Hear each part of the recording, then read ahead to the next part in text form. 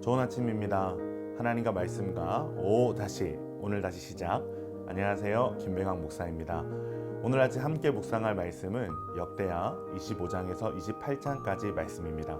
중심 구절은 역대하 25장 2절입니다. 아마샤가 여호와께서 보시기에 정직하게 행하긴 하였으나 온전한 마음으로 행하지 아니하였더라. 요아스가 신하들에 의해 죽고 그 아들 아마샤가 유다의 왕이 됩니다. 아마샤는 자신의 왕권이 강화되고 나라가 견고히 서자 부친 요아스 왕을 살해한 역적들을 죽였습니다.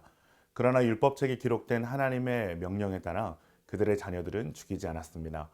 아마샤는 반란을 일으킨 에돔을 다시 속국으로 만들기 위한 전쟁을 계획합니다.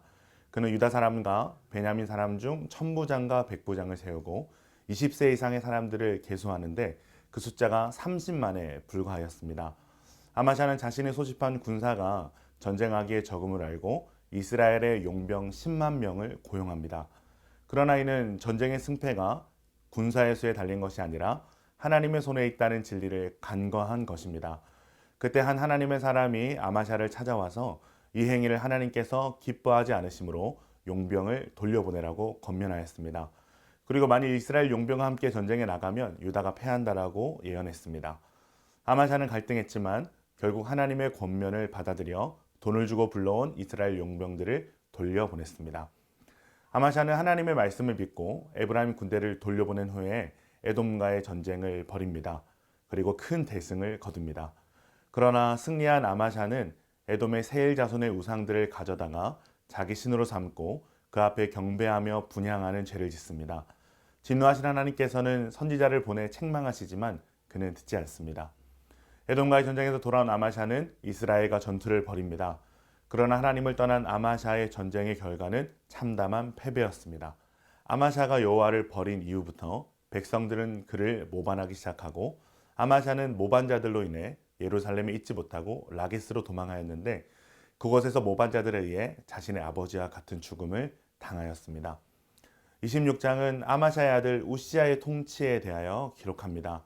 우시아 왕은 자신의 할아버지 요아스 왕과 비슷한 인생의 곡선을 그립니다. 요아스나 아마샤처럼 처음에는 신앙적으로 통치했지만 그의 신앙적으로 의지했던 스가랴 선지자가 죽고 나자 말년에는 스스로 교만해져서 율법을 어기고 제사장의 직임인 성전 향단을 분향하는 일을 행하려 하는 오만함까지 보입니다. 그리고 그것을 말리던 제사장 아사랴에게 화를 내기까지 하는데요. 이 일로 이마에 나병이 생기기 시작하고 죽는 날까지 나병 환자로 별궁에서 살다가 비참한 최후를 맞이하게 됩니다. 27장은 우시아의 아들 요담의 통치에 대해서 기록합니다. 선왕 우시아가 여호와의 징계로 나병에 걸려 격리되자 국정을 대리하게 된 요담은 16년 동안 유다 왕국을 다스렸습니다. 백성들은 여전히 악을 행하는 와중에도 요담은 부친 우시아의 옳은 행위만을 본받고 악한 행위는 멀리했습니다. 그래서 성경은 요담이 여호와 보시기에 정직히 행하였다라고 기록합니다. 그리고 이 요담의 선정으로 인하여 유다는 점점 더 강하여집니다. 28장은 우상을 숭배하고 악정을 일삼는 아하스 왕의 통치를 소개하고 있습니다. 아하스는 유다의 왕들 중에서 가장 극심한 우상 숭배에 빠졌던 인물입니다. 신앙을 떠나 폭정과 우상 숭배에 광적이었던 아하스 까닭에 하나님의 백성들은 도탄에 빠지고 고통과 고난에 신음하게 되었습니다. 그리고 그는 끝까지 하나님께 반역하다가 죽고 맙니다. 저는 오늘 말씀 가운데 25장의 아마샤 왕의 이야기에서 교훈을 얻기 원합니다. 아마샤는 하나님께 순종함으로 에돔 정벌이라는 큰 성과를 올리고도 에돔 우상을 섬김으로 인해 불행한 결말을 맞았습니다. 아마 아마샤는 당시에 많은 사람들이 그랬듯이 여호와 하나님과 에돔 신을 동시에 섬기는 혼합 종교의 형태를 가졌을 것이라 생각됩니다. 그런 하나님께서는 이방인으로 인해 신앙 공동체가 조금이라도 더럽혀지는 것을 용납하지 않으시고 아마샤를 심판하십니다. 이것은 유다의 순수한 신앙을 보존하시기 위한 하나님의 일하심입니다. 사랑하는 기쁨 가정 여러분, 오늘날 우리에게도 신앙의 순수성은 너무나도 중요합니다. 하나님과 돈, 하나님과 명예, 하나님과 권력을 동시에 섬기는 신앙의 혼합주의를 우리는 경계해야 합니다. 변질되고 혼합되어가는 우리의 신앙을 바라보며 하나님은 슬퍼하십니다. 그리고 때로는 우리가 하나님과 함께 움켜쥐고 있는 그 무언가를 상실하게 하시는 방식으로 일하시기도 합니다.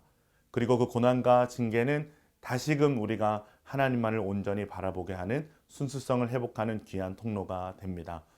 오늘 묵상한 말씀을 통해 우리의 신앙의 순수성을 점검함과 동시에 알게 모르게 스며들어 있는 신앙의 혼합주의를 떨쳐내시기를 바랍니다.